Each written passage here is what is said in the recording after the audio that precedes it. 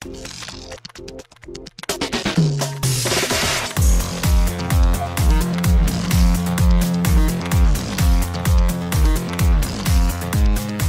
and welcome to Too Fast, Too Forever. There's all kinds of family. We chose this one. This is episode 302, Fast 10, 4th year. I'm Joey Lewandowski. I'm Joe too, and this episode's brought to you by Comic X, restaurant, bar, and store.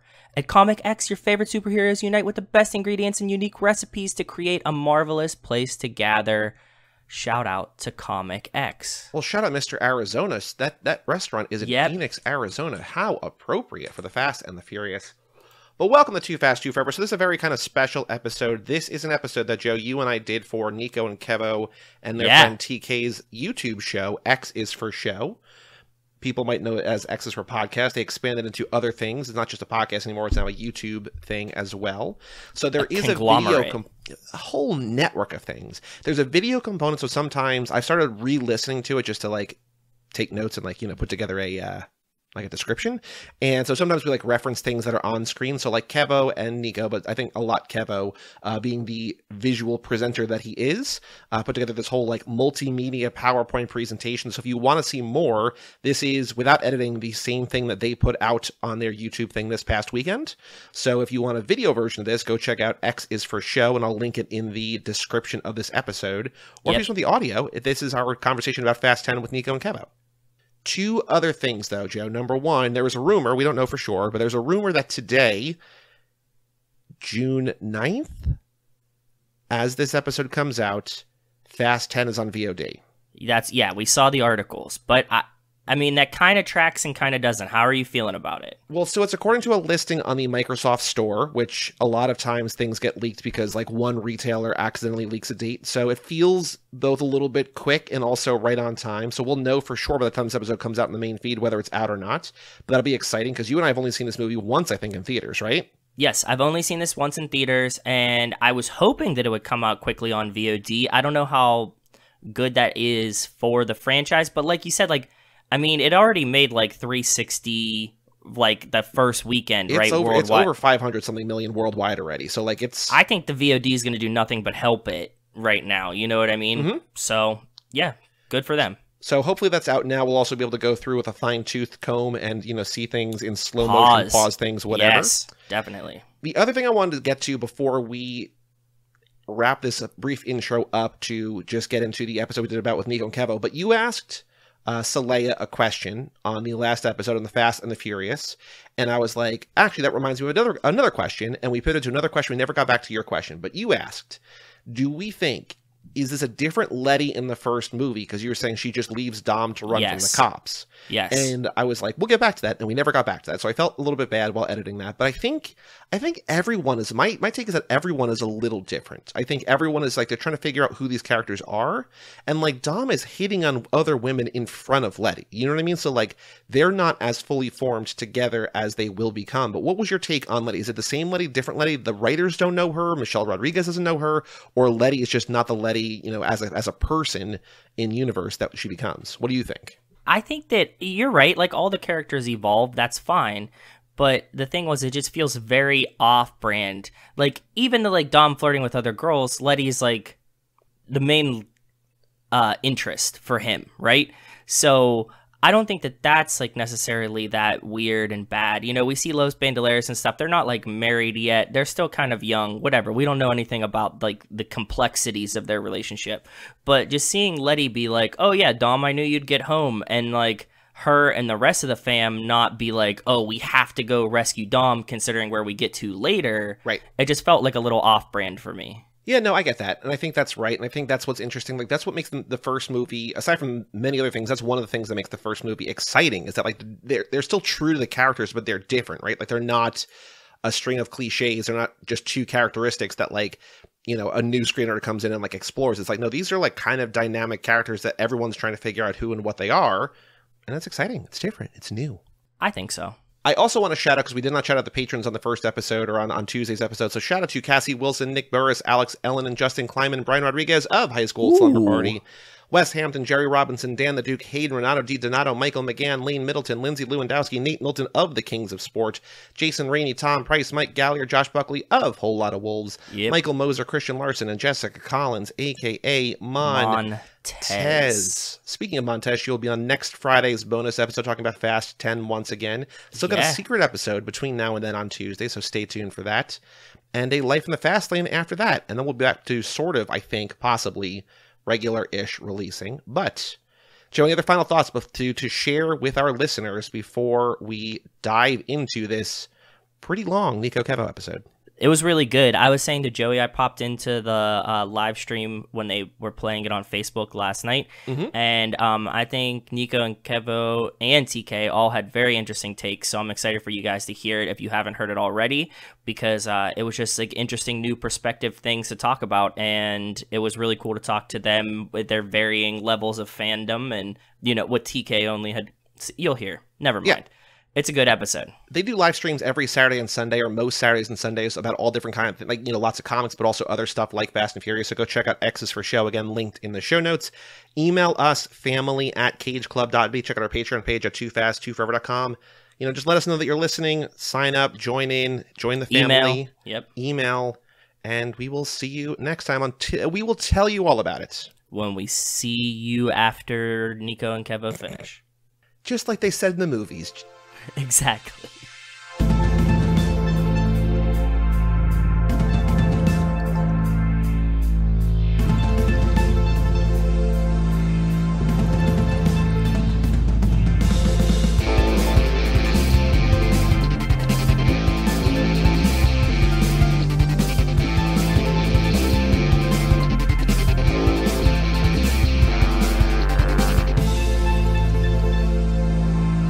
Hey everybody, welcome back to X's for Show, your weekly response to all things media. I am, of course, Nico, and you can check me out at Nico Action. That's NicoAction. And I'm TK. You can find me at XNateXGrayX. And that leaves me, Kevo, and you can find me at Kevo Really. That's KevoReally. And we have quite the furious episode in store for you today. You can, of course, check out all of our Fast Furious adventures at X's for Show on all of your social media platforms. Every single one of them! But, okay, I'm really excited because there's, like, a lot of things that get me excited in this world. Like, you know, I love too much. I love a little too hard. But I really genuinely, unironically love these guys, even if I love what we're about to discuss at times a little ironically, right? So, you know, it's a really fun episode for me. The guy we're about to bring on is kind of like, I'm not even sure what to, he's like sort of like the guy that taught me everything I know, but also didn't try to like strangle me with that information. So like a good teacher. And then he's your Obi-Wan. And I would have learned everything from Joe too as well, but Joey took care of it all in the first place. So, you know, he's your Jar Jar Binks. I love Jar Jar. I'm only kidding. Okay, yeah, no. And he hosts Legends of the Hidden Temple. Let's do it, okay? Yeah, the Jedi Hidden Temple. Okay, let's bring in the J's, the two J's. The two J's, the J Jedi J, the J J J. One J, then you get that other J. We've got the J's, and hello the J's. Hello the K's. Hello. I am bunker balls excited to bring you guys onto the show, but that means everybody needs to know where they can find your coolness. So Joey Lou, where can everybody find the two of you? You can find us at Too Fast, Too Forever, just about everywhere that it matters. Also, cageclub.me for all of our shows, where this show had its humble origins before you blew up into a multimedia sensation taking YouTube by storm. Cageclub.me for everything you need to know. And also, but like you personally. Oh, I'm at Soul Popped everywhere too. Yeah, I was just there. Joey DE _ at Twitter and Instagram and things like that. I thought you were like, I was just on all of his social media pages. No, it's just there. I was just right there. That happened on a show I was just on. They like 4 people went on a live stream at the same time on a lark. Social media. Haha. So, okay, we have to talk some social media stuff. Okay. Everybody knows, of course, that Kevo, TK, and I absorb as much media as we can week after week.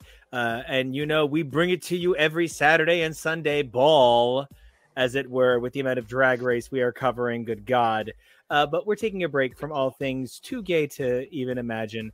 And we're going to go from one kind of Drag Race to an equally gay kind of Drag Race, just slightly unrelated. And we're here to talk about the Fast and Furious franchise, as it were. Now, I've now seen every minute of this fucking franchise. God help me. Kevo, you have been seatbelted in like a crash test dummy, like you're some sort of Canadian modern rock band in the 90s.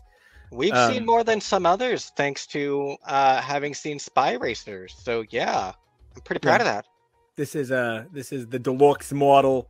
And before we get to the J's and all of their incredible, intricate knowledge on all the F's, Teak, come on. Did you think you were going to get through the intro without me being like, come on, talk about it? What are your feelings about this Oh, no, franchise? I knew we were going there. Are you a big fan? I saw the first one.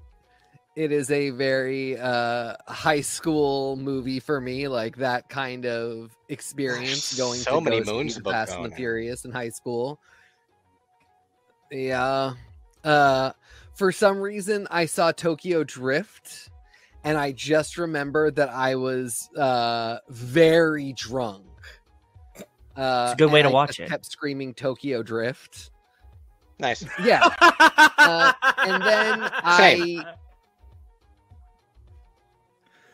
And then I didn't watch another one of these films until yesterday when I watched Fast X. So that is my experience. Sounds totally normal and natural and an organic way to watch the franchise. Yeah. So, okay, now I can't wait to get to your reactions, Teak. That's going to be a breathtaking experience. But Joey, Joe, the two of you fly guys, talk to me. What is it that drives you toward this franchise? What makes you step on the gas and go full nos toward family and don't look back till there's Cuban food all over the place? What is your Giselle? Well, so we first started, Joe and I started our podcast adventure doing a Zac Efron podcast. I have been doing a Nicolas Cage podcast on the Cage Club Podcast Network. And when we were entering our second phase, my friend that I was doing the Cage podcast with were like, let's do Keanu. And I was like, Joe, do you want to do because we love the movie We Are Your Friends. We're like, let's talk about Zac Efron. So we watched Zac Efron, all of his movies, and we're like, some of these are wonderful. Some of these are great. We love him in all of them. Some of the movies are absolutely terrible. We never watch these again. And so when we finished that, we were like, what could we do to never watch bad movies again? And we decided to watch a franchise with only perfect movies, only 10 out of 10, watching those movies on repeat forever, The Fast and the Furious. Oh, wait, but if you were only going to watch perfect movies that were 10 out of 10s, when are you going to start your Police Academy podcast? As soon as we get a mission to Moscow. So now, Joey, Yes. I hear you. I hear your side of things. But Joe, do you have 4 minutes that are going to get spliced into the beginning of this film that tell a different story about how it all happened? No, I was always a big fan of these movies. I had followed along. I'd watched all of them through 6 as like they came out, and I was just like really fond of them. And Joey was always somebody that was like, no, I don't like these movies. I don't want to watch these movies. And when he was like, oh man, I watched like Fast and Furious, like I watched Fast 5 and this was a really great movie, and then wanted to revisit them, I was like, I'm in. Like, this sounds great to me. There's just like a lot of really cool things in them that I like that I'm sure that we'll get to when we talk about them. But like, yeah, and it's kept me in. So I'm a huge fan now. I was always a huge fan, but I'm a huge fan. I still like talking about them. And it's just a good time and good way to talk to Joey. You know, like most people, I came to this franchise for the theme park attractions, video games, and straight to Netflix animated series. So the finer things in life. Oh yeah, you know, the Cavassier of Fast and Furious projects, you know. But all said and done, we are here to talk about Fast 10, which is the 11th film in the franchise. So it's kind of like trying to figure out how to watch Drag Race Untucked for All Stars. Calm down, Big Bear. I'm working on it. So, okay, for those of you who don't know, Kevo, if you would graphic me, please. Ooh, what is this? Oh yeah, no, we do it with live graphics. It's real. This is Kevo's true form. Like we got a taste of. So when Nico and Kevo watched all the movies on our podcast, which you can go to cageclub.me to find all those episodes. They're still up there. They're amazing. We heard Kevo's research, but now we're seeing Kevo's research in a way that is even more beautiful than I could have imagined. Yeah. Some of it's mine. Some of it is executing the boss man's research for sure as well. It's a team effort, and yeah, we love to make things neat and pretty. Helps keep people informed. So let's inform the people. Let's blow it up. We have Fast and Furious coming out June 2001 with a clock time of 106 minutes, which, you know, you're looking at these first few movies and you're like, oh, wow, they're going to average like 106 minutes for 4 hours. And it is interminable how long some of these movies get, but we'll get to that in a minute. I want to say that my top 3 things about this franchise are the BT score to the first one, my eternal sexual fascination with all things Dom Toretto, and I think my third favorite thing about this franchise is my belief that it's actually a supernatural franchise with the Fast Force and the Furious Force and the heart of the race. And it all connects back to... I should have put Rush Rush by Paula Abdul on here. Anyway, so the Fast and Furious franchise is filled with a lot of things. And as you can see from this board, it's actually really kind of the same thing a lot in a good way. I mean, like, you know what you're getting when you sign up. But there are some really strong through lines that run through here. And I think, TK, you described it really beautifully as a cult of people with cars kind of fighting crime, kind of. Well, that's how Alan Richardson describes it. Hank from Titans, when he's yelling at Brie Larson. Reacher. Yes. Yeah, Reacher. Who I just would burn you all alive for 5 minutes alone. God bless that man's trend line. You know what I mean? Staggering results. Look at that man. Look at that tan. Boy knows how to cycle. That is some... and he's really good on Titans, so, you know, watch Titans. But anyway, he's yelling that at Brie Larson, and I just thought... What? How? How can anyone watch anything that was ever produced for HBO ever again? Oh, just pirate it. Honestly, guys, just pirate it. Come on. That, to me, was, like, the most beautiful moment of introspection in this movie. Because it was so staggeringly self-aware and correct. And the fact that, you know, he ultimately ends up being a villain kind of makes it even better. But I don't know. So, all my jokes aside, I actually do love the through line of these films being family, a certainty that if you trust your skills, you can never go wrong within reason, as long as your goal is the betterment and protection of others. And you are always just one bro hug away from reforming a villain. That's really 3 things that I do love about this franchise, for real, for real. And Kevo, I'd love to get 3 things you loved about this franchise, looking at this board of 10 films. Ooh, 3 things about the whole franchise. Because we have the 10 films, and I also have this very special board spiced up for the spin-offs. The absolute best the best thing in the entire franchise, bar none, far and away, is Los Bandoleros. Bandoleros, the best thing in the whole franchise. Vin Diesel directing himself, looking sexy and tortured. Oof. Did you catch the little Los Bandoleros and FX for you? I was thinking about you when we were watching it in the theaters, bud. They were like bros forever, Los Bandoleros forever, and I was like, Grr! Kevo, if you're stuck with what the 3 things that you love are, you could just say Spy Racers Rio, Spy Racers Sahara, and Spy Racers Mexico. Because we all. I we all love that you those. didn't say Spy Racers South Pacific though, because you know not to say Spy Racers South Pacific. The only good thing about South Pacific was that weird cartoon song that they did. I think Dom had Tony had a didn't he like have an acid trip or something? That was great. With the monkeys, maybe With the monkeys had like some kind of that like was the season with the monkeys. Yeah. That's right, TK. There's an animated series for this show, and there's a season with. And I want trip people. and monkeys. I'm very aware about the animated series. Viewing the video to look at that originally released column and look how close those dates are for 6 different seasons. Let's just talk about that and about how good sports Nico and Kevo both were to come back on our show and talk about all of those. Seemingly monthly. Almost monthly. Well, like for the first 10 months, nothing. It was 8 episodes, and then we didn't hear anything again. Yep.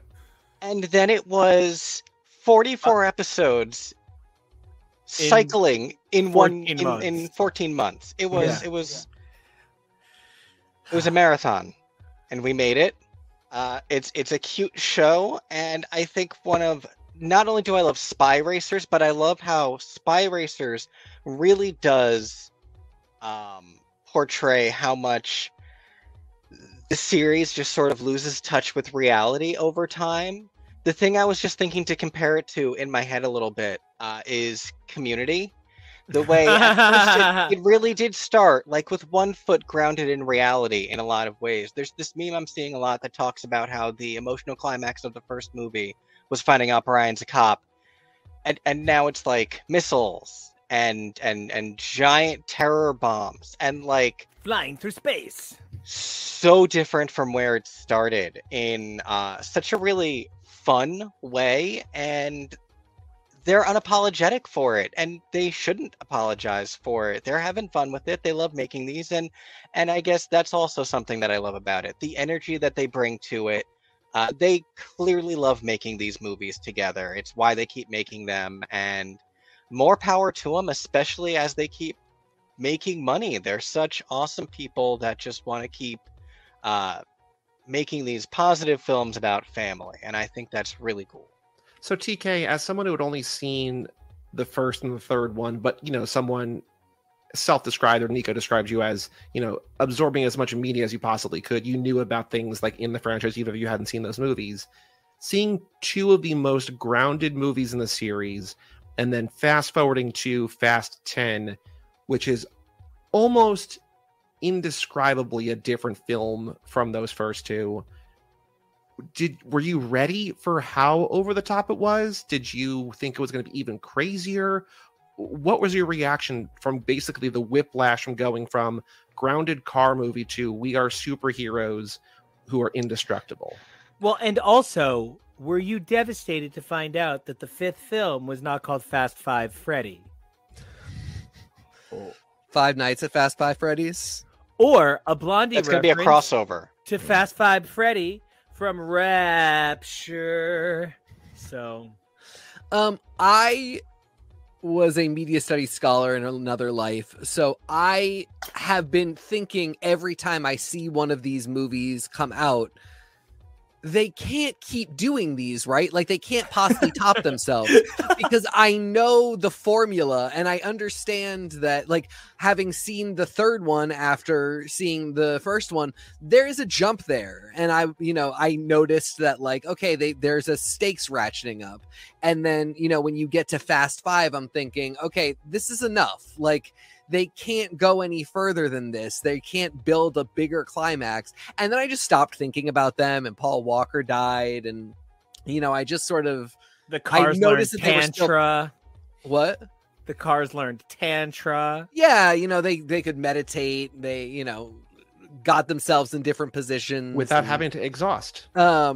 I did not pay attention to the fact that these movies were still coming out. I was aware vaguely in the back of my mind. I was very aware of how bonkers the superhero-dom of Hobbs and Shaw was. No, but hold on. That movie has a borderline spiritually magic Tongan Maori war dance that is like Yeah, the highlight and, of like, the fucking movie, and they nanobot could all learn a enhancements. trick. Like that's a Black supernatural Superman. film. Idris and so Elba is so good in that movie. he's Considering just beautiful. That's why I'm aware But of what goes on there. he is given the worst script, and he Sure. makes he makes kerplunk out of marbles and sticks, if you know what I mean. So by the time I got to 10, I went in expecting basically what I got in terms of how insane the action is and how much it's just completely impossible, and they really have to do stunts that are kind of mind-blowing to even conceive of, and that are impossible to suspend your disbelief for. But what I was not ready for was like the first half hour of just like heartwarming family stuff. That's the best part. Well, I know, it's a great part, but that was not something that I ship it. Stop. I love Rita Moreno. I mean, it's just in anything. In everything. Yeah. I love your perspective, and let me ask you a deeper question that pivots to a question for the Joes. Yeah. Right? One of the main tenets of this film series is that while it requires the understanding of alpha masculinity and sort of like the traits that build up hypertestosterone sentiment, one of the things is that it's defined by Dom's ability to have feelings. Dom never is incapable of expressing his love for his family. And one of the things that leads to is the nature of a blended family like none other. You can say a lot of shit about the Fast and Furious, the fabulous Baker Fast Furiouses, but you certainly cannot ever begin to accuse it of a lack of diversity or sort of tokenism, because nobody's here just to be the black guy. If you're here, your blackness is a part of who you are, and it's beautiful.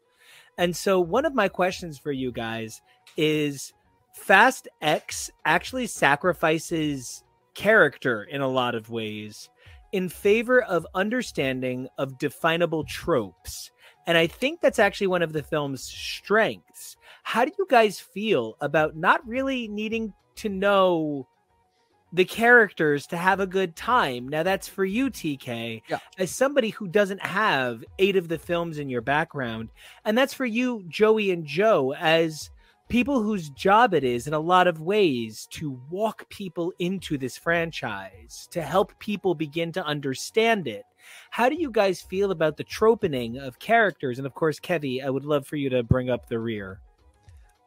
I think that when you put the work into a 10 film franchise with spin-off films and, shows, you actually do get the time to build up character over time in such a way that when you put the characters into the 10th film and allow them to interact with each other without ever worrying about what the audience doesn't know, and you have them speak as though they have these literal decades of history between them, and they would reference incidents in a way that is not expository, even though there is a lot that I did not know. Like, for instance, the scene with Helen Mirren, because Helen Mirren fucking rocks. Oh my God, she's so good in every one of these movies, dude. I believe that she is. I had no idea who she was. I just figured she was some kind of informant.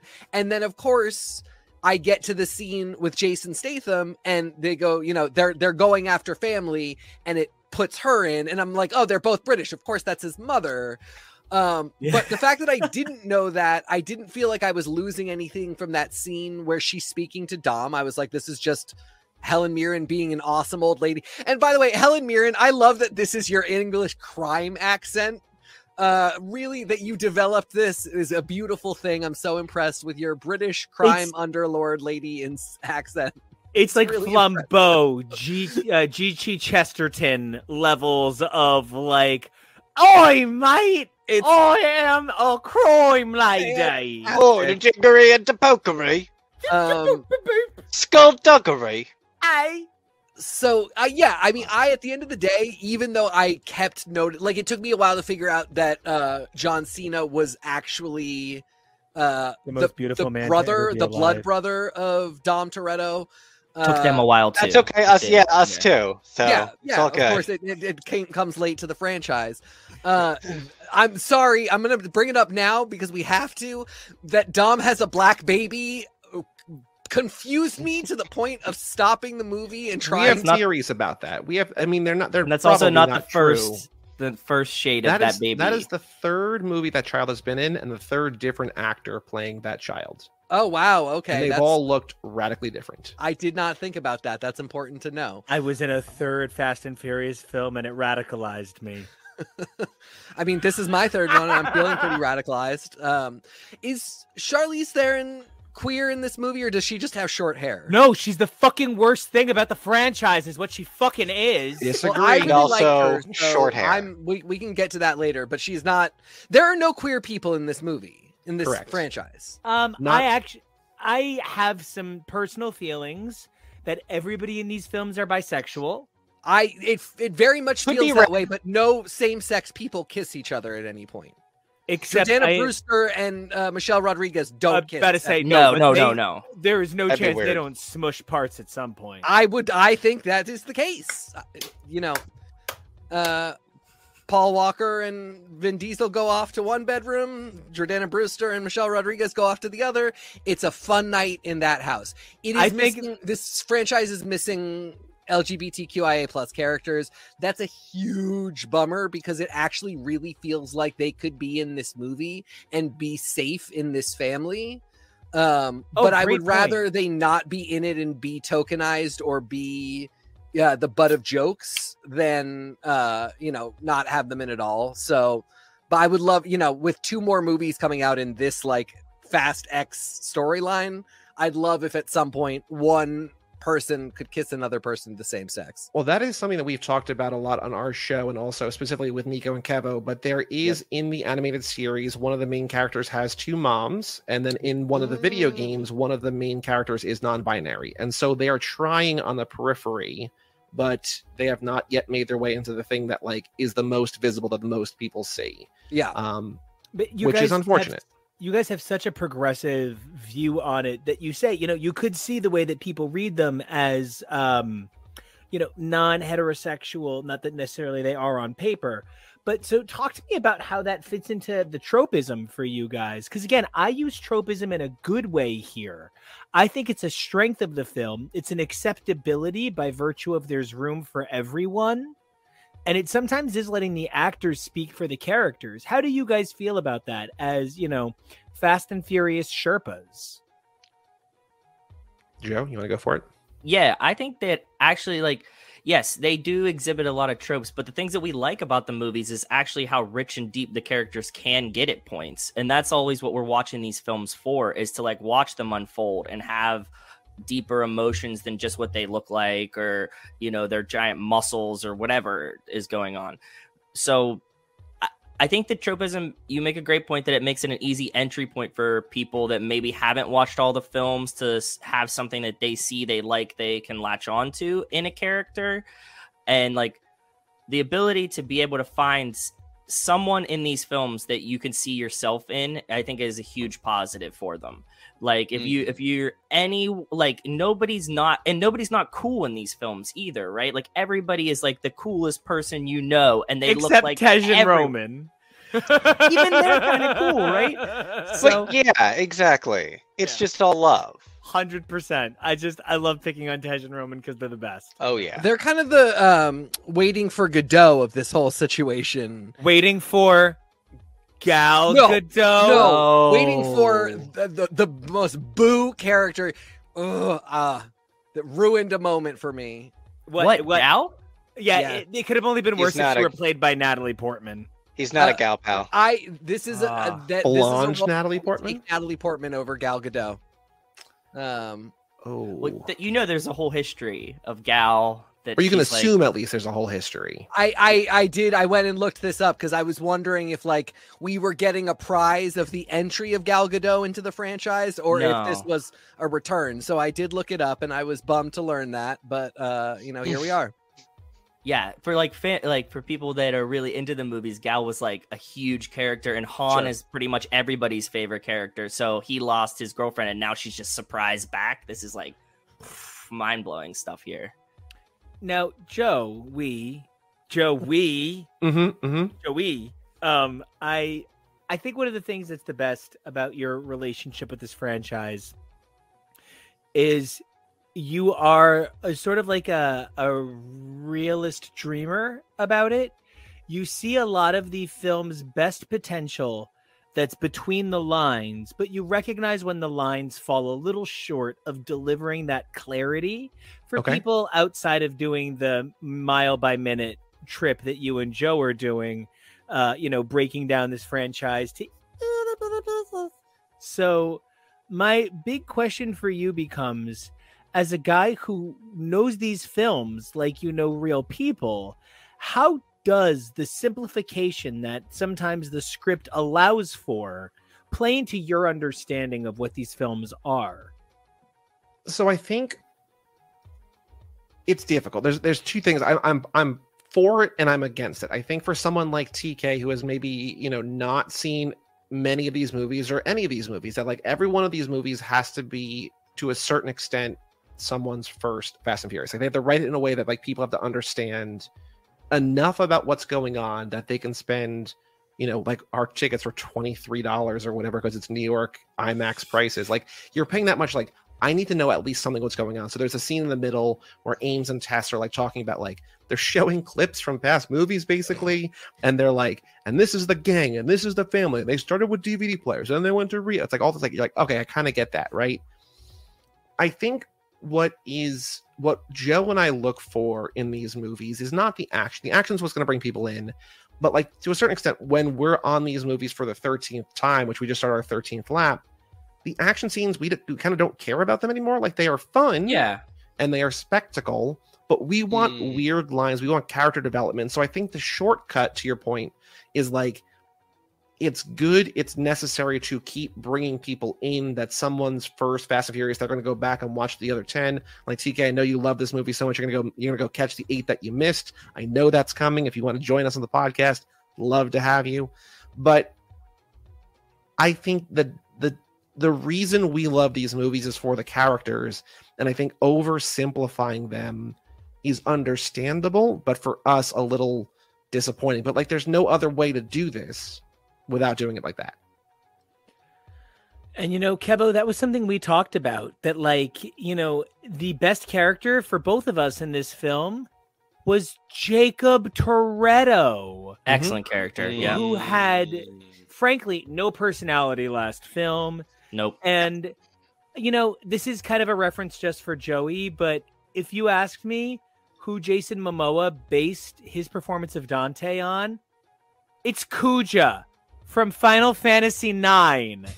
I think he based his performance on Kuja. Mm-hmm. See, I felt like he was playing the Joker. Like, I literally felt... I don't know if it was Momoa's choice or if it was specifically how the character was written, which, hey, I mean...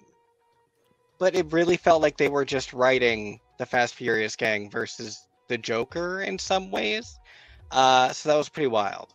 Which makes Dom Batman, right? Basically? Yeah, yes. Oh, absolutely. That kind of tracks, Dom's yeah. Batman. Oh, gosh, and that makes Paul Walker Jason Todd. Ooh. Gosh, and Under the Red Hood then has two meanings because it's under the red hood of the car. Yeah. Fuck, guys. Death in the family. You did it. I feel like he's not Jason. I feel like he's like young Commissioner Gordon, Jimmy Olsen. I'm just trying to figure out what male character Letty is. So Kevo, talk to me about tropes. Talk to me about tropes and people, and what makes us, people who maybe wouldn't necessarily interact with this particular franchise normally from the outside, what brings us back that we didn't just want to talk about it on someone else's show, but that we think there's so much good in this franchise we want to talk about it on our own? And how does that play into the sort of color forms you can play with the characters?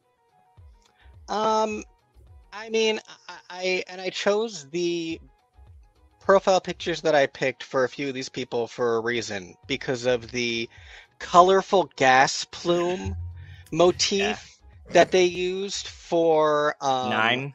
That like 9. We use. Yeah. where every single character got a different color poster. And I think that really speaks to the way that they want these characters to stand out. And, you know, that's part of the superheroification of them. It's part of the action figurification of you need the characters to sort of stand and be different and have these different things that draw you to them. You know, Tej and Roman have a lot in common, but they specifically are very different. And that's why they play this sort of Statler and Waldorf dynamic off of each other so much. It's also really wild to see how these characters are evolving over time, and Roman especially in this movie, and the way that everyone was like, that's a leader, and I was like, good God, that was Brian's best friend from like 2nd grade, and we haven't seen Brian in ages, but Roman is still here, and everyone is like, Roman, our old buddy, and you're just like, yeah, that just is what these movies sort of are sometimes. You made that point earlier of everyone is just, you know, one good heartfelt talk away from being invited to the cookout. And it is how these people have this capacity for forgiveness and to fold all of these different people into their group as well. It's not just that they are themselves these dynamic figures that stand for these different tropes, but they constantly welcome in and usher out different characters. And, you know, it's almost Marvel-esque in a lot of ways, this franchise that they have built. You know, it's a really cool thing feeling like we've spent a couple of years with these characters, because one of the things that I walk away from most grateful for is when we look at this board of everybody's films, and right, it gets a little hard to read because there's a lot of films and a lot of characters. But what you can see here on this board is every character from the franchise that appears in the course of Fast X. And I just think that a franchise that dedicates so much time to remembering characters deserves that sort of respect back. One of the things that I thought was really crazy was trying to realize that by the time this franchise ends, Trying to make it fake good. the actors are going to be Expendables age. And there's sort of a natural fascination because I can think of a few franchises that have played out over the course of 40, 50 years. I'm looking at you, Indiana Jones, which I am very excited to talk about. Apparently it's abysmal. Great. Even more excited to talk about it. Perfect.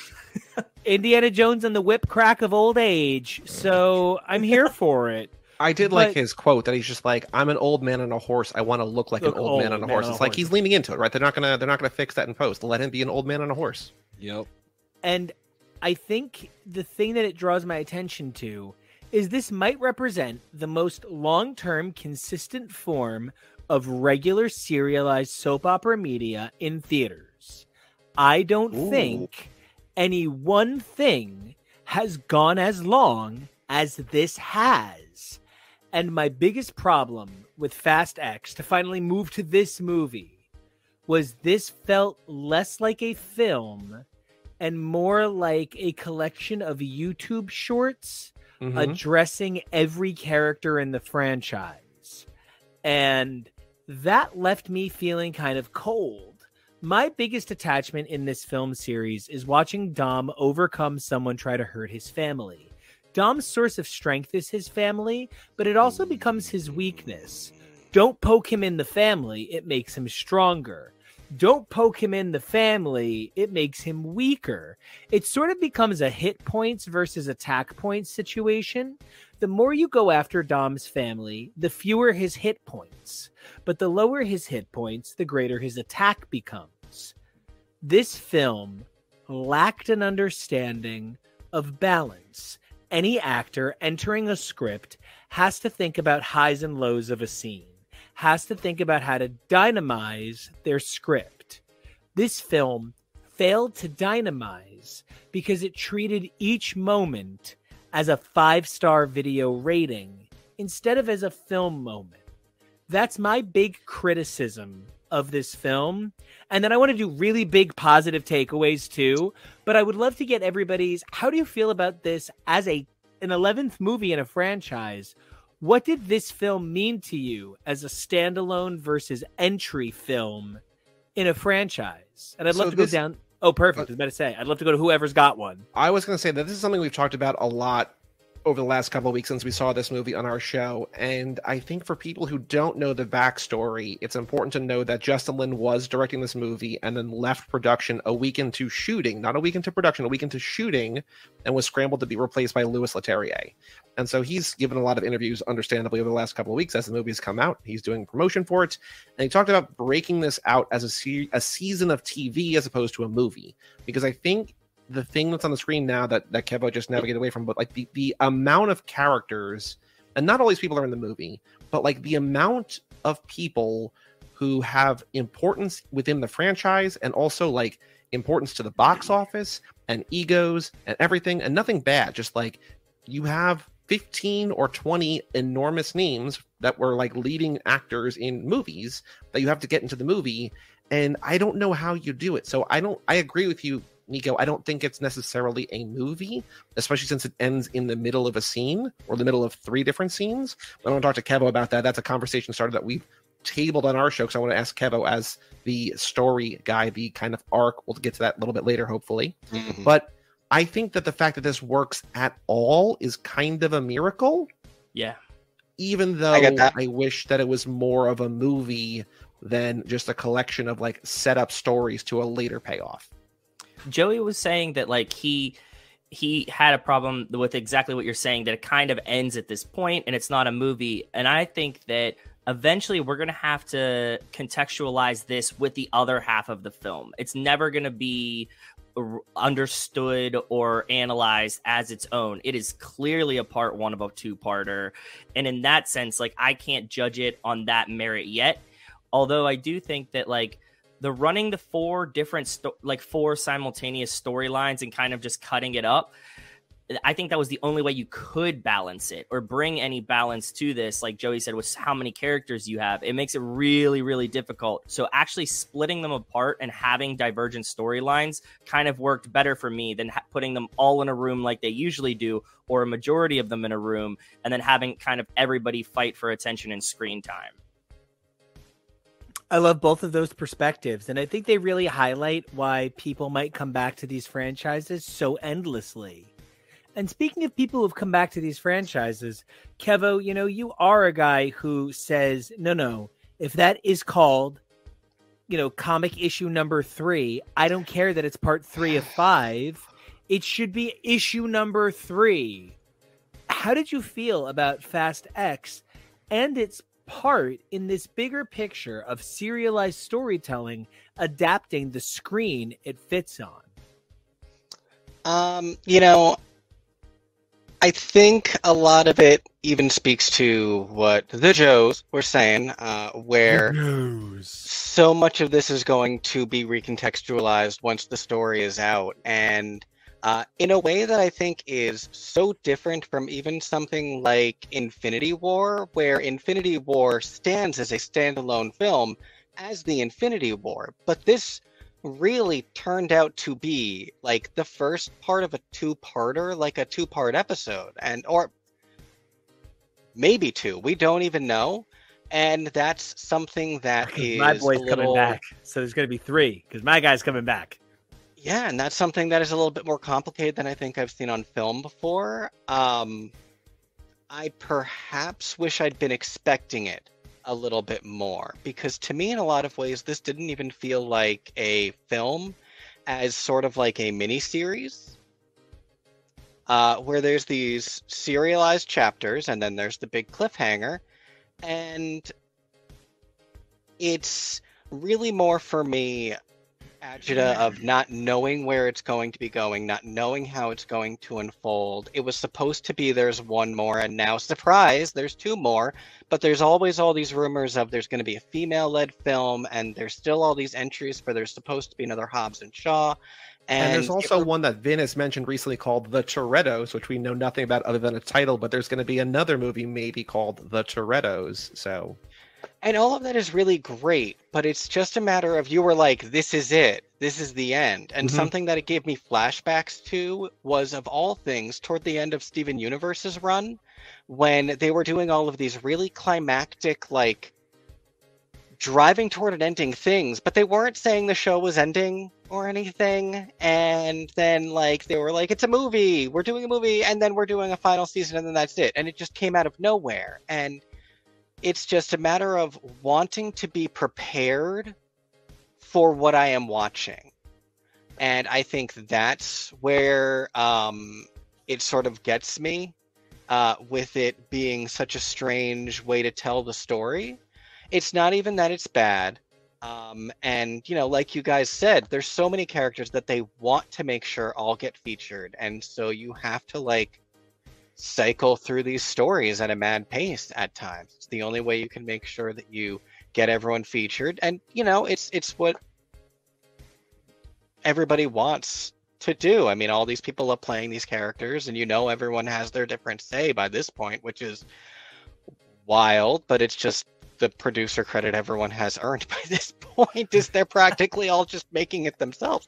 So, you know, it's like you said, sometimes these films, when it gets to a franchise and when they encounter these hurdles, it's a miracle when it comes out the way it does. So this is the question that we wanted to ask you about, because I don't like Infinity War as much as you guys do. I remember when you did the MCU countdown around Endgame, it came out on top among your listeners, and you had it at like number 17. And I'm like, I like parts of it. Like when Cap steps out of the shadows, I'm like, hell yeah, that's an awesome moment. And then it's just like, I feel like it's a part one of a two, and I think it works better than this on its own.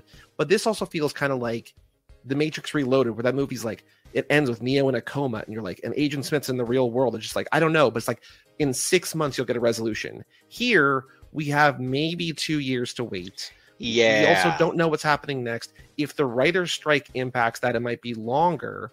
Yep. And my real question for you, Kevo, and also Nico and TK, if you want to chime in as well. I didn't know you were going to be here, but welcome to this question that I've had brewing in my mind for 2 weeks. Is this at all acceptable? Is this okay? Like, is it permissible for a major motion picture that charges full admission price to make fans wait 2 years? And if this is like a less successful franchise, like if this movie bombs at the box office, which it hasn't, but if it bombs, they're like, why would we give you $350 million for the next one? Like, there's a chance that with any number of things that could go wrong, we never get an 11. And like, this does not feel satisfying. Like, is this something that we should be, as fans of like media and movies and entertainment in general, should we be okay with this? My quick answer is no. This is actually one of the things that we've always done on this show, whether it was HTML or X's for Podcast. We say, is this worth your $3.99 as a comic book issue? Or is this worth your $11.75 as a movie ticket? And this would not have been worth my time as a film. As an entry in a franchise, it's worth my time. Mm-hmm. But as a film, no, I felt very shortchanged. Imagine if you bought a beer and you started drinking it and you got to hold the bottle and you got to smell the beer, but you didn't get to taste it or feel the buzz for possibly 2.5 years if you got it at all. Is that beer a Corona? Well, if it is, then there's food all over the place. Okay.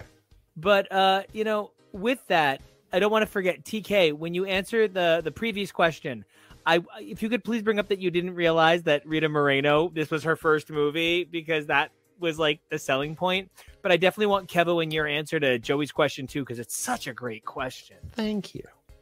So yeah, I mean, that goes to the thing I was saying about how I wasn't really expecting the family aspect of this. I didn't really realize that was, and like I even knew the meme that Kevo whips out at least once a week when we're recording. The family, I think it's about to pop up. But like I didn't realize it was going to be as like, you know, barbecues with everybody there and just like the rainbow family of it all, which I did love. And Rita Moreno shows up and it's just like, of course she does. Of course she's their mother. And so my assumption, and this was backed up by Helen Mirren being there. My assumption was that she had just been in the other movies that I hadn't seen. So Man, I was love very so surprised. much. Sorry. I love so much that I'm like, were you ready for how crazy it was? And the answer was yes, but you were not ready for like how normal it was. Yeah, like that's what threw you, which is so weird and wonderful. Wild to hear. Yeah. I agree. I'm loving it too. Yeah. 100%. That is exactly correct. I was not ready for the kind of normalcy and just like, that he hugs his fucking kid. Like those were the moments that I was like, I didn't realize they did that. His unrecognizable kid.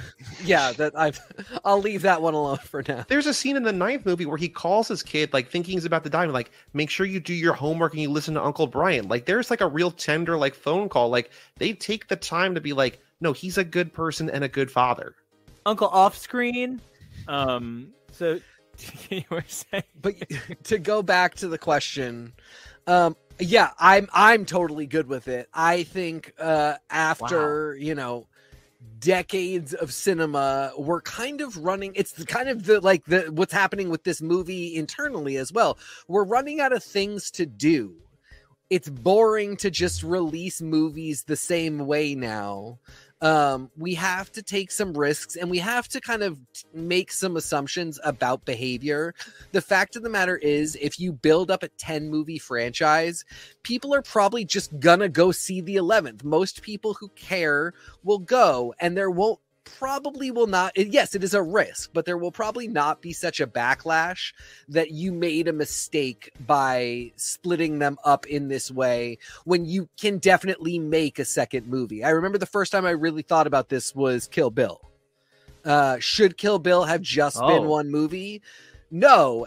Did I hate the wait? Was it interminable? Absolutely. But it could have been 3 movies. It absolutely could have been 3 movies. It could have been 1 movie, but they, Tarantino knew what he had on his hands and knew he could make people pay to see 2 different films. This is clearly what's happening here. Do I think this is the height of cinema? No. I think if you make a really solid film, it does have the clear defined lines of beginning, middle, and end. Have I seen this with Kill Bill, Harry Potter, the MCU, probably the DC movies? I just didn't care what was happening. But yeah, to me, it's just like, make 4 more of them and you can't understand a single one of them unless you watch all 4, because they've just already done so much. It's the reason why I'm like, drive the car into space, but do the Elon Musk Tesla to Mars and have it be part of the Fast and Furious franchise. Been there, done that. Oh, that was last movie. I don't know what else they would do. Well, time travel. Like we talk about a lot because Yeah. like they literally do. So there for years, TK, I don't know if you had heard, like if you had picked up on this, but like for years the meme was like, they're going to go to space. It's going to be There's crazy. nothing left, like you're saying. Yeah. And they went to space. They literally sent a Fiero into outer space. And so we're like, 2 how years do ago. you up space? And it's like, well, time travel. And so in this movie, Cypher shows up in a DeLorean. They make 2 or 3 jokes about time travel. Like they know that we're all collectively like, you're gonna one up yourself, and they haven't done that yet. Like when Jacob unveils the cannon car, it's like, is that a time machine? No, it's just a car with cannons on it. But like, it looks like a goddamn time machine. Yeah. So they know what they're doing, and like it would not be surprising in the least if in 11 or Hobbs or whatever there is time travel, right? Like it's gonna happen at some point, or it's not. But like the bar, as you've been saying, has been set. Like one up yourself, go crazy. We've already suspended disbelief. Keep going. I mean, I think probably like things like AI will become huge. Like they'll start talking about quantum computing as it relates to cars in future They'll pull stuff ones. from Spy Racers that they did, yeah, where like someone tries to set off all the volcanoes in the world, and they have to stop that. Well, and Kevo, but because like the Mission Impossible movies are also doing this, so like it's it's. To me, it's all kind of expected and exactly on course. I think it would be more disappointing to me if at this point they were just like, yep, we just, made another one, beginning, middle, and end, and it's done. I'm more excited about this franchise now, knowing that I bought in and I have to go watch another one to see what happens with Jason Momoa. So Kevo, I have to ask you, Joey's question. How do you feel about this as an entry in a larger thing? Is this for you like the David trilogy and Animorphs, where you'd be real screwed if you just tried to read the second one? Or is this for you like any old book of Animorphs, where it's just like, well, fucking yerks and puberty? Where's all this Animorph stuff coming from today? Okay.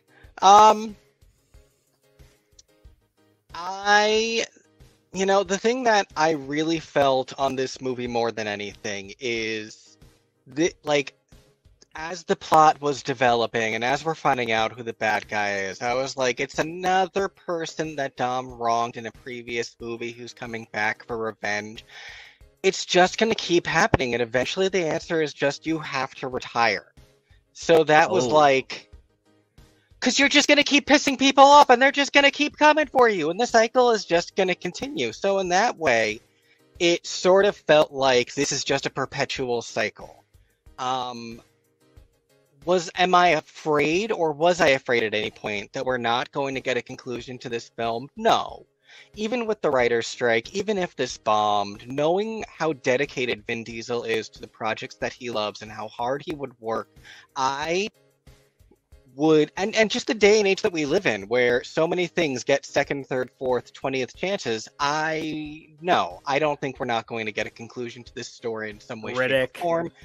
Even if it's just a Los Bandoleros form, we'll get something. I'm not worried that we won't find out what happened to these characters or anything like that.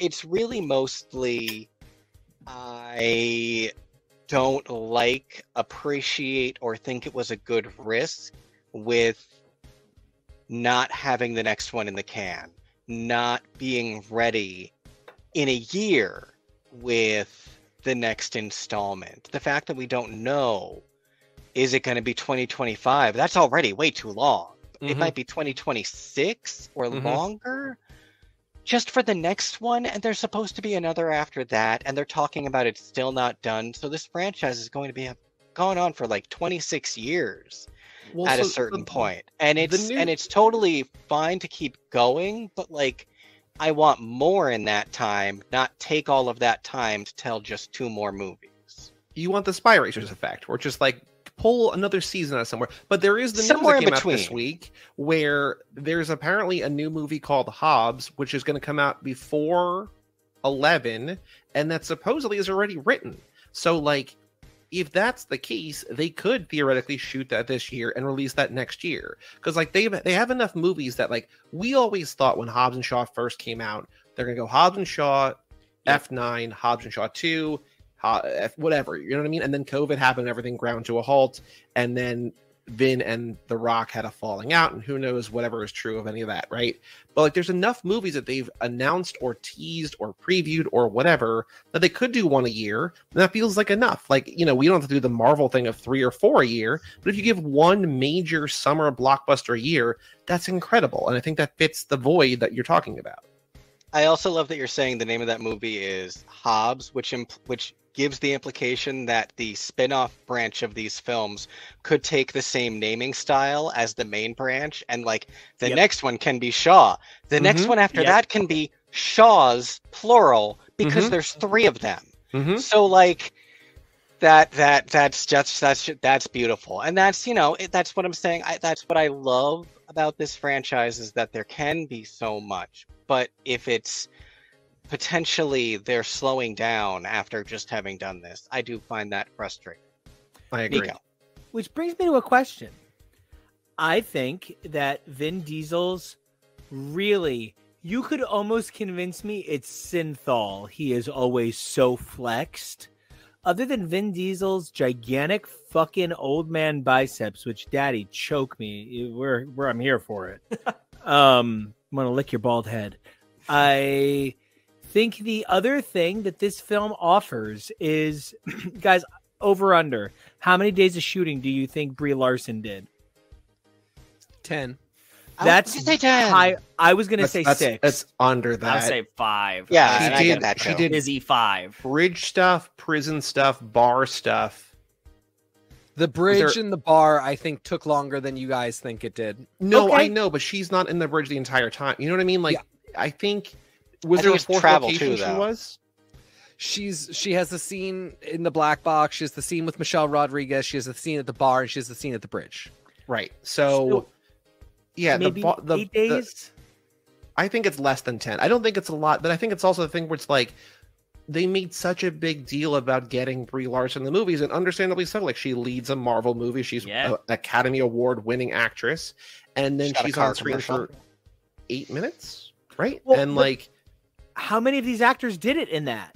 How many of these actors, like, you know, fucking The Rock, Dwayne Johnson, Charlize Theron, like, how many John actors Cena. filmed exactly? John Cena, the most beautiful man in the world. He's very handsome, and I love that they drove a plane out of a plane. That was fun. I was like, okay, TK, there's so much action you're gonna love. You're gonna love in these movies. There's so much you're hinting at that you don't even know. So fun. They've done this all before, and it's been beautiful. I fully believe it.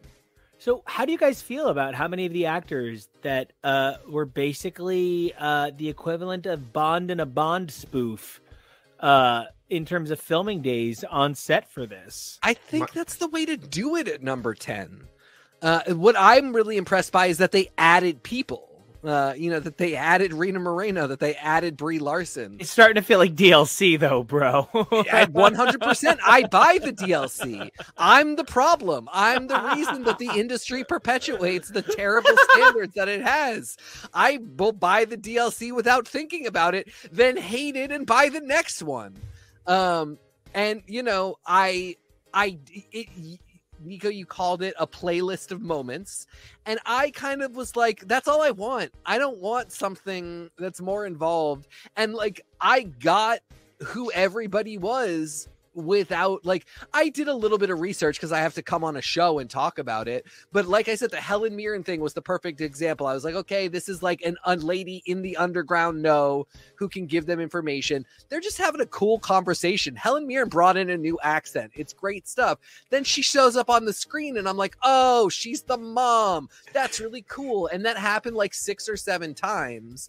And all of the scenes are just like, now this person's here, now that person's here. Brie Larson puts spikes on all her shoes for some fucking reason. Because it looks awesome, and she's able to squish hoods. She squishes hoods, she smashes balls. I so get it. I'm obsessed with it. I just thought it was really funny that they're like, her thing is spikes sold. So I'm confused. Are she and Scott Eastwood Kurt Russell's children? No, he is not. She is. She is definitely his child, but yes. Scott Eastwood, even though he's called Little Nobody, is not. That's nonsense. Yeah, that's a diminutive, dismissive nickname that he's less than nothing. Yeah, yes. He's sort of like the Annabelle Gish to Gillian Anderson on the X-Files. That's also nonsense, but I get what's happening. She's making the dolphin noises during the birthing, okay? And that makes Tess William the baby? Is that the name? Is that the baby name? I think it's the baby name, right? William. Yeah. Whew. Glad I pulled that. I would have felt very disappointed in myself. Nico, I have a question for you. Can I ask you a question? Absolutely.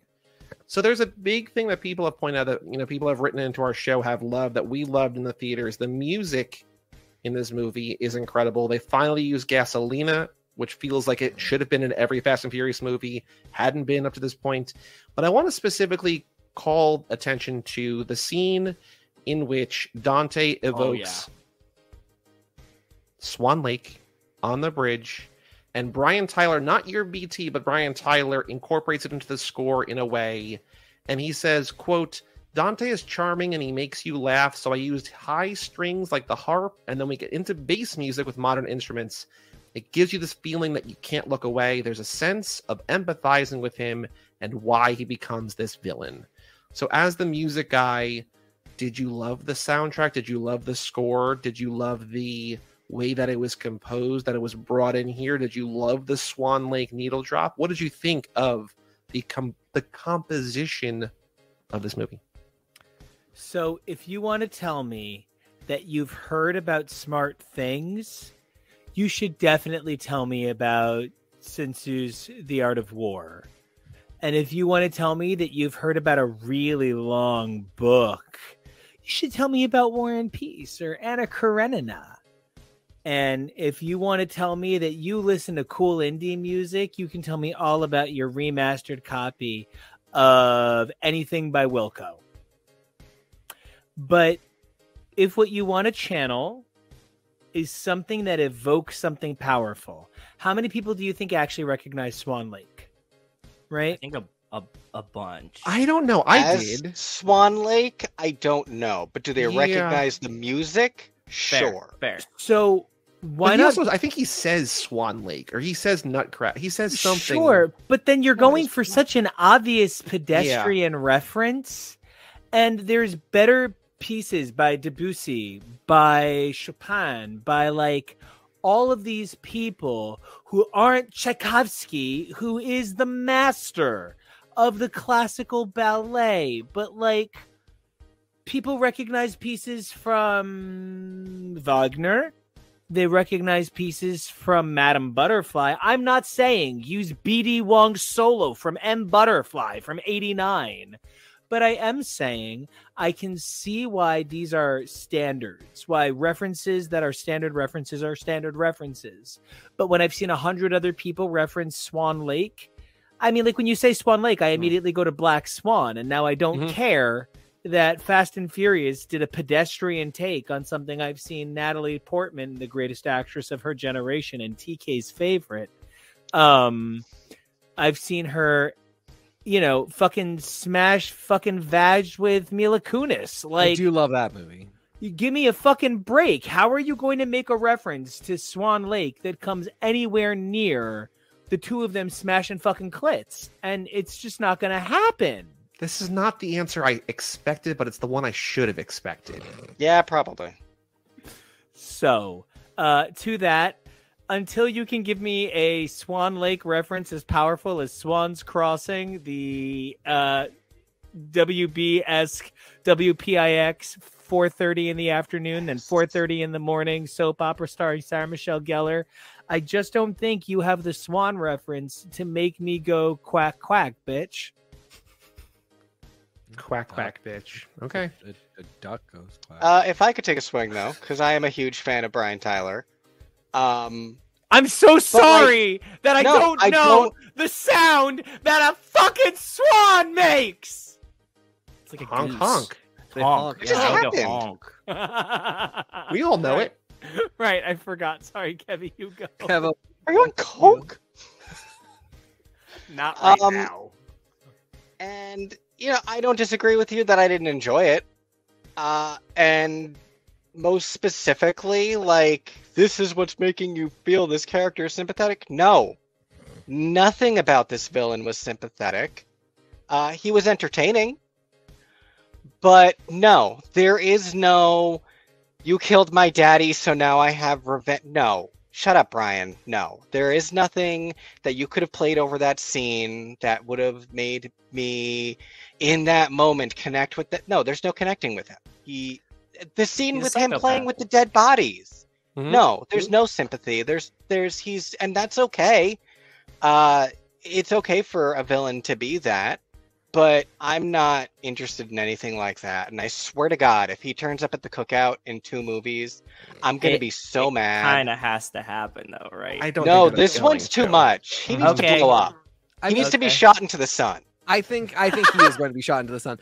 I think the interesting thing about him is he points to the question, like, are these guys really the good guys? Like, you're not supposed to sympathize with Jason Momoa, but you are supposed to kind of be like, he's not wrong. They do, like, wreak wanton destruction wherever they go and leave a path of bodies in their wake. And I can imagine it's like the Invisibles. The first thing that happens in Grant Morrison's The Invisibles is that one of the guys shoots a henchman, and the trauma it informs the rest of the series because superheroes leave bodies in their wake, and we just are like, no, they're the good guys. And Jason Momoa is not someone you're supposed to sympathize with, but you are supposed to be like, they did kill his dad and take all of his money, like his hot dad, breeding a hot son, his hot dad. Everybody just like money. I mean, the cycles going on that set. Is somebody in charge of that specifically? I have to believe. But to your point of like the musical cues, I didn't have the moment of sympathizing with him, but I did have this moment of being like, they know what they're doing here. They are giving us a villain that is making us stop and be like, well, points have been made. And when you contrast that with some music that is like stereotypically for the sympathetic villain, it does something interesting. I think they kind of screwed it up by doing the nail painting scene. I think that was like, no, now he's just crazy. Yeah.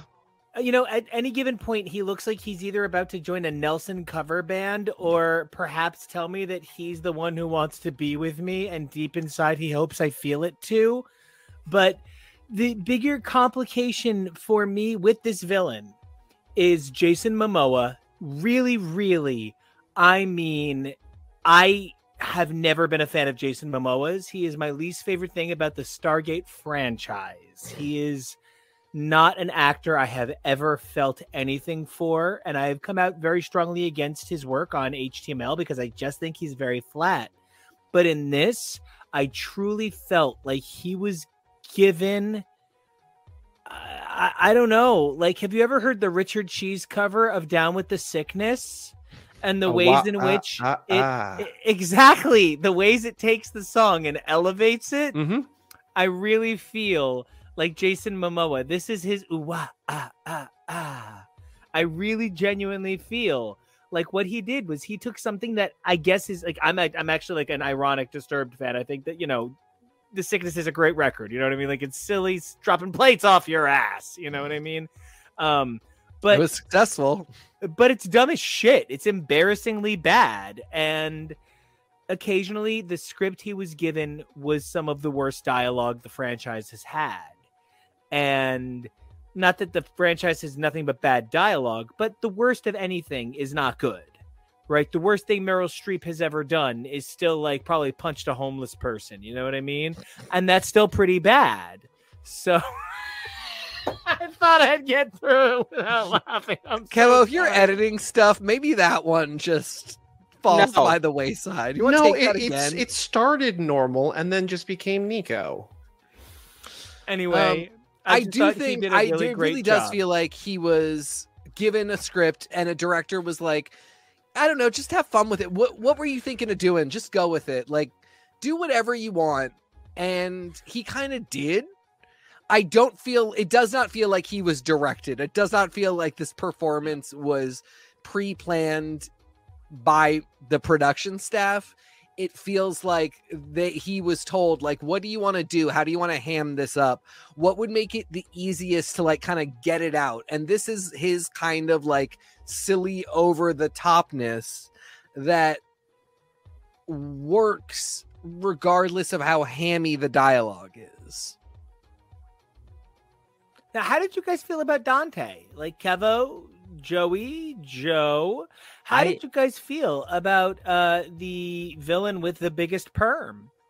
I kind of liked him. It looked like, so for me, one of the biggest things I took away and why I like Dante so much is because it looked like Jason Momoa was having a fucking blast doing this character. Oh, yeah. Like, he looked like he was personally enjoying it, and it just, like, exudes off the screen for me. So, like, I can't hate on anybody that's having that much fun doing their job at all. Yeah. So, good on that. And two, I also have like a side theory that I don't think that his character was supposed to be as prevalent in this movie as it was. And it could have been like him and Cypher split bad guy duties, but they liked it enough that they gave him way more screen time than I thought that he was originally going to get. They were like, oh, this looks like he's having a blast. Everybody else seems like they're having fun. He's doing a good job. Like, keep going. And they're just right. Because, I mean, they're changing the script. We know that Justin Lin leaves in the first week. Like, they have to be, you know, updating, moving the script around a little bit as they're shooting. So they're like, just keep writing it. We'll just keep shooting it as you write it. Like, go. It's like, Dylan McKay syndrome. Yeah. Dylan McKay was so cool that even though he's only supposed to be in one episode of 90210, they literally on the spot kept writing new dialogue for Luke Perry so that his character would stick around. Exactly. It's the opposite of Eric Balfour syndrome. Oh. Yeah, or everybody else on Ellen. Oh boy. I think one thing that this franchise has always kind of lacked is a strong central villain. I think everything, like, what stands out is the team comes together against whatever faces them, and it's like, Great it's perspective. AI against the world, or it's this, or it's that, but it never really had, like, somewhere you can point to, like, that's a great villain. Like, Deckard, Statham as Deckard in 7 is the best villain. By Momoa's far. up there. Momoa's up there, if only by process of elimination. But I also think, to Joe's point, he's having a lot of fun. He's fun to watch. I like the nail painting scene. I think it all works to really show they have not really gone against someone who seems not afraid to die. And I feel like there's something about him that's unhinged in a way that feels new and refreshing for the franchise, which I'm excited by. And we were not really feeling Cypher. For as much as we all love Charlize, you guys have a show about Charlize. Like, we think she's great. But this character never really picked up. She was always kind of grating. She was always kind of too serious in a lot of ways that didn't really match the tone of the franchise. And I think for as much as I feel Jason Momoa could be cartoonish, they're going to space. That fits the tone. And, you want to enjoy these. It doesn't want to feel like a dramatic slog. It wants to be fast-paced. And I feel like Cypher was just not really doing it, unfortunately. Well, what I liked about this movie in particular with Cypher is that they realized, oh, right, we have Atomic Blonde. We've stuck her behind a computer for 2 movies. We have one of the most competent, adept, badass leading ladies in Hollywood. Let's let her fight people. And they give her 2 really good fight scenes. And it shows. It's like, yes, look great, that's a good thing. You know who belongs in this franchise? That's okay. We have to wrap up because time-wise, we have to wrap up. But that's it. That's what we're going to end on. We're going to end on a cool question. Who would you add into this franchise? And who would they play possibly if you have a role for them? I'm telling you right now, I want Hilary Swank to play Dom Toretto's godfather's daughter. Dom Toretto's godfather's daughter. Okay. Who also races cars. And it's Hilary Swank. And she's just fucking full on, man Hilary Swank. And she just fucking fights. She kills Cypher. She punches Cypher. It's very get away from my daughter, you bitch. It's very just kill Bellatrix. And I think Hilary Swank would just come into the films and be like, "Oh, guys, guys, in that way that Hilary Swank is in every film and gets Oscars for it because it's great. What Charlie on Sunny is funny, she plays very seriously, very often. And I just think that behind the wheel in a Fast and Furious movie. She Oscars. does give Gale the snail. Yeah. So, guys, who would you add to this franchise? And if I could add anybody else, it would just be, I don't know, just somebody silly. I would add, actually somebody, ridiculous for fun, just for the good laugh. Like Martha Stewart plays Martha Stewart, who is still, a drag racer, but she's Martha Stewart. Just something for silly, but, either Hilary Swank or Martha Stewart, please. I was going to go with the low-hanging fruit because we're talking to you guys and just add Tyler Posey in as Jacob's son. And then he's Jacob's son, and you get, Uncle Dom right there. Uncle Dom? Yeah? Uncle Dom, exactly. You want to subscribe to my OnlyFans? It's thick. Love you, Tyler.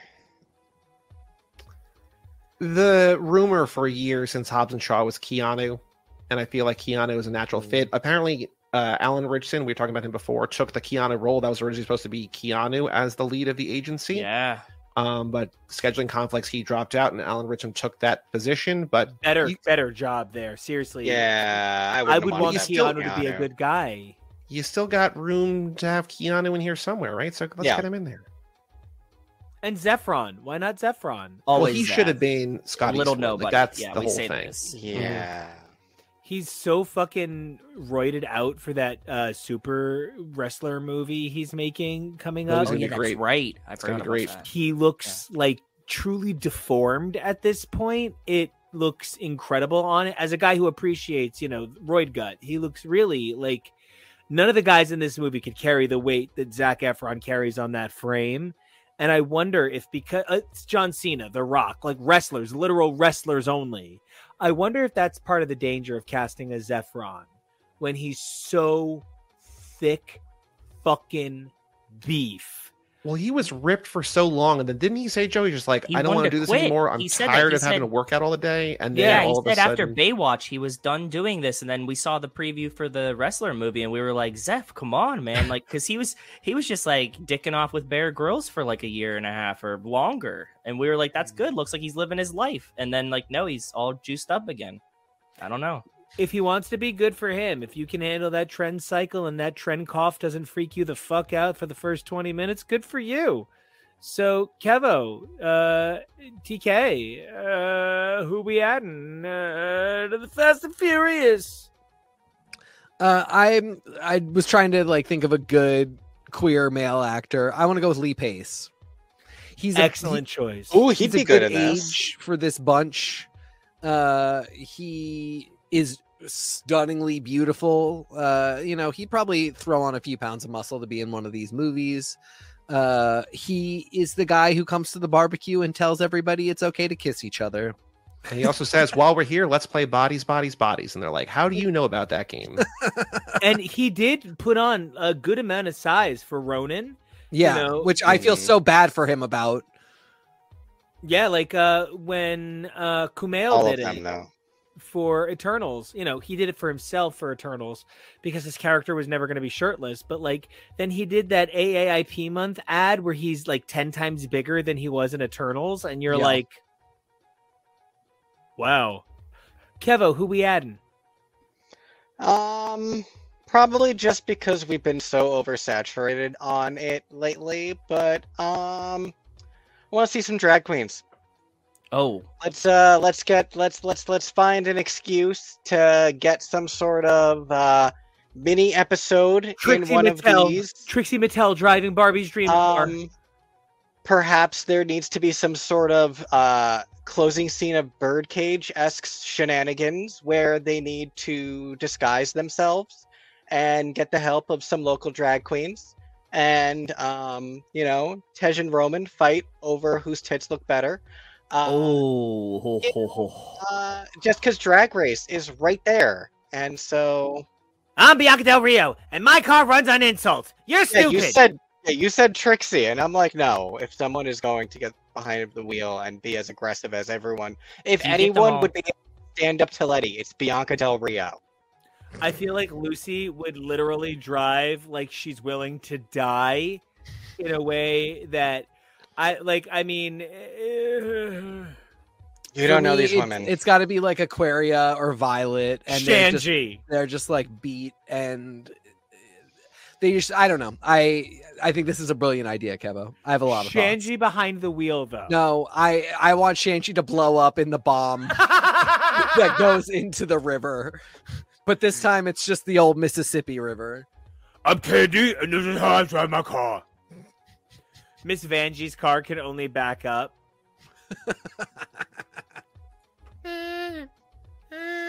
Farrah's horn is we make our own fun. Valentina's horn. I was gonna say Valentina actually would be a fucking banging option. She refuses to take the thing out of her. I'd like windshield. To keep the sham on, please. Okay, so back to cars, and not just hot girls. So. Joe, I want to thank you guys, not for being on the show, because fuck you both for that. I want to thank you both actually really seriously. The last couple of years, I've had to really open my mind to new ideas because it came pretty clear to me that if all I ever liked were the X-Men, Daredevil, Disney movies, and Broadway shows, I was going to live a really predictably sad life. And taking a chance on stuff that I had no fucking interest in, like Fast and Furious, like Drag Race for TK and Jonah. It's actually like genuinely transformed my life. I might not have the best relationship with Fast and the Furious, but like I do actually go to the New York International Auto Show. And yes, it's for hot older boyfriend, but it's for the fact that there's something there for me to enjoy and interacting with the cars and unrecognizing things that I'm like, no, that would have been impossible. But like hearing them tell me about how the cars can do those at the auto show and then seeing the fictionalized version in the films, I just want to thank you guys for compelling me to interact with media I wouldn't have given the time of day. And I'm so glad that I've spent a Shakespeare folio's worth of time on the fucking Torettos, Shaws, O'Connors. Thanks. That's the greatest compliment you could give us, because I think our ultimate goal and mission is to just tell everybody that Fast and the Furious is welcoming for everyone. And like, you might not like cars, you might not like action movies, but there's going to be something for you. And they want everybody like involved, and they're very well. It's about family. Like, they want to bring you in. So I'm glad that you're on board now. And case in point, I don't like cars. Joe doesn't like action movies, and we're here. You know what I mean? Yeah. So. And moreover, it taught me about the universality of concept. The Fast Force, the Furious Force, the heart of the race. Obviously, they're silly made up things, but actually that there is a straight man and there is the explosive man. That there is the character whose heart is treated as a magical idea. These are just true of fairy tales. These are true of every fairy tale. These are true of every action movie. I might ascribe silly terms because of car terminology, but the idea is actually that the Fast and Furious is as universal as any story gets, because it's about man and machine working together to overcome societal odds, not insurmountable, incalculable fate odds. And I'd love to get Kevo, as the guy who's been with me on this whole thing, and TK as the guy that I literally just was sort of like, go watch this. And I don't know that I asked you. I think I was like, Joey and Joe are coming on. Go watch this. I would love to get your guys' reaction to sort of that idea that this isn't a franchise about cars. This is it's like miscongeniality, and I really do want world peace. After you, Kevo.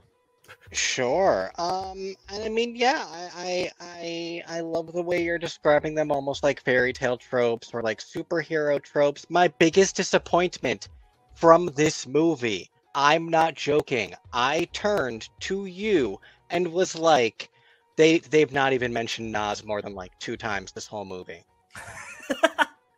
I'm so mad. Do they even still use Nas? I don't even know. So I was so mad. That's where they get their magic powers, and they didn't mention the gummy berry juice. What's the stuff in Spy Racers that gives you your magic powers? The drink, Yuka? Right? Yuka. What is it, Kevy? Is it Yuka? Is that what it's called? No, it's something Oka. Yoka? No. Yoka. Yoka? Yeah. Yoki? You were so Yokai? close. So close. Yoka? Yeah. We'll look it I up. think so. but That yeah. sounds right. I'm giving my closing remarks. I can't look it up. It is Yoka. Y-O-K-A. Yoka, Yoka, Yoka, Yoka, Yoka. Yeah, we love the song. We love the song and the monkey. But yeah, that's exactly, we love these things. We love the jingle. I would love to see them to mention Yoka in the movies because, all of this cross potential between all the different avenues of this franchise and all the different things that it brings, it's just fun. And people make such a big deal of so many things, and especially franchises where like this thing is 22 years old. Is it weird and complicated? Yes, it's 22 years old. If you don't like that, don't go to it. You can go watch a different movie. You can even go watch a different action movie about cars that's less complicated. But like so many people just want to yuck this series, which is just, TK just had the experience of this is his 3rd one, and he's like, yeah, it's just cute. It's just let people enjoy it. I do think definitely let people enjoy it. One of the others I compared it to that has a similar situation in terms of how many movies have come out that it's doing one this year, that it has a definite sequel coming, is Mission Impossible. And I do feel like I see nothing in Mission Impossible that excites me at all, except Rebecca Ferguson, who is just the best actress. And who we were watching in Silo, guys. I don't know if you remember. Is she the female lead? Yes. Oh my God, she's so fucking talented. She's phenomenal. Television. So she's in Mission Impossible now, and that's the only thing that interests me. But there are two franchises that I was looking at prior to talking about this, and I was thinking about prior to us knowing we were doing this particular episode, and I really do think that there is something unique about the Fast and the Furious franchise, its longevity, its connection to like the roots of it in late 90s, early 2000s culture, and like the celebrities that they brought on, who Paul Walker was when that franchise started. Like Paul Walker of Varsity Blues, Blue Crush. Fast, yes, She's into all Fast that. and Furious, Blue Crush. I really like those were the teen idols of my day, and the fact that so many of these people grew into the adults of this movie, that they pulled in people like Brie Larson. I just think all around, it's very cool and interesting, and I think you guys are right. There's something for everybody, and even like for somebody like me who does not like cars, doesn't really care about action movies, like the fact that they're pulling this off is worth the spectacle to go check out in a way that is very fun. Like just to see what Nico called the playlist of cool moments is a ton of fun, and does definitely make me want to go back and see what caused all of the references that are in the playlist. The only other thing I need to shout out is there was an article, and I think it was on maybe Collider, I don't remember now, but it was like the biggest mistake this franchise made was killing off John Cena when he's clearly beginning to bald from all of the testosterone supplements. And that this film franchise is the only film franchise to make room for all bald men. And that the soon-to-be hottest bald man in literally history, like John Cena, and anybody who knows me knows what I'm about to say. John Cena is as close to Gene Kelly as you're going to get.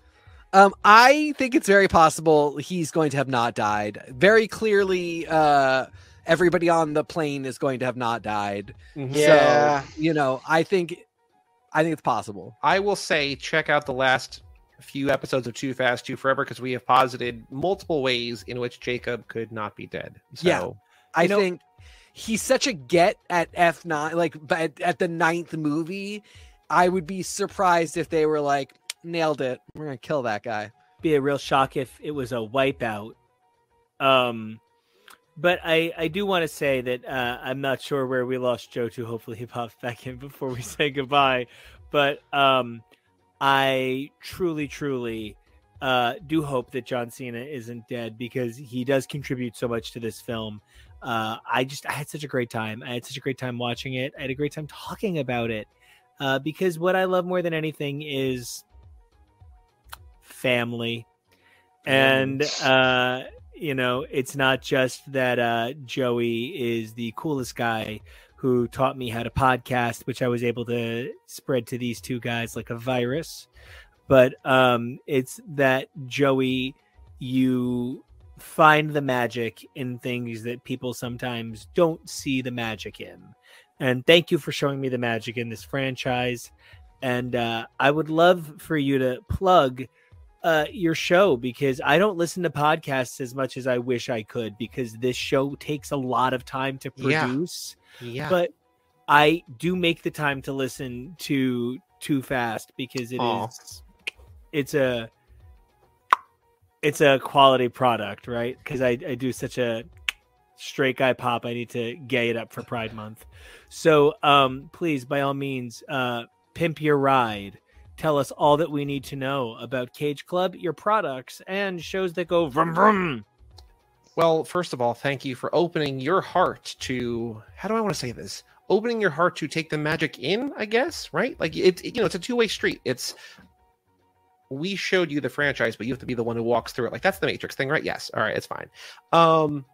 Anyway, Too Fast, Too Forever every Tuesday, wherever you get podcasts. We're in the middle of wrapping up the end of 5 or 6 or 7 straight weeks of like bonus episodes where we're talking to everybody we've done an entire lap with to talk about this movie in particular. So if you want lots and lots of Fast 10 talk, Too Fast, Too Forever, at Too Fast, Too Forever on every social media platform, toofast2forever.com for our Patreon and bonus episodes and all sorts of fun stuff over there. I wish that Joe was here. He's having, I guess, computer issues, but it's really fun. We alternate Fast and Furious movies with related movies, so we don't only talk about these. This lap we are talking about, the theme is planes, trains, but no automobiles, which are movies with a central vehicle or chase scene with anything that's not a car. So we got some train movies coming up, we got some boat movies coming up, we got some motorcycle movies coming up.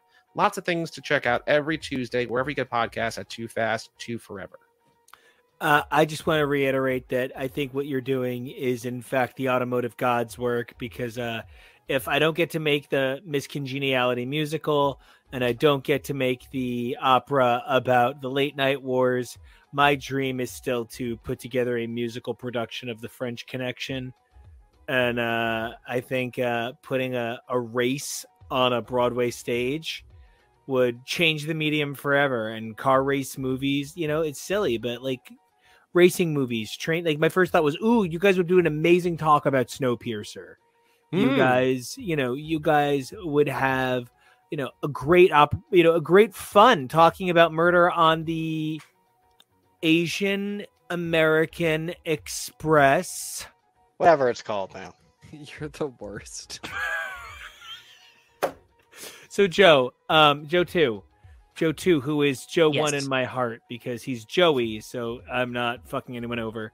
Joe 1, who is just so great. We were saying goodbye, and just a quick, what do you guys do? Talk a little bit about your part in. I said all the things that you would assume that I would normally say, so add some Joe 2 weirdness on top of it. Oh, I tell lots of weird stories. I like Lifetime movies a lot. We talk about those sometimes.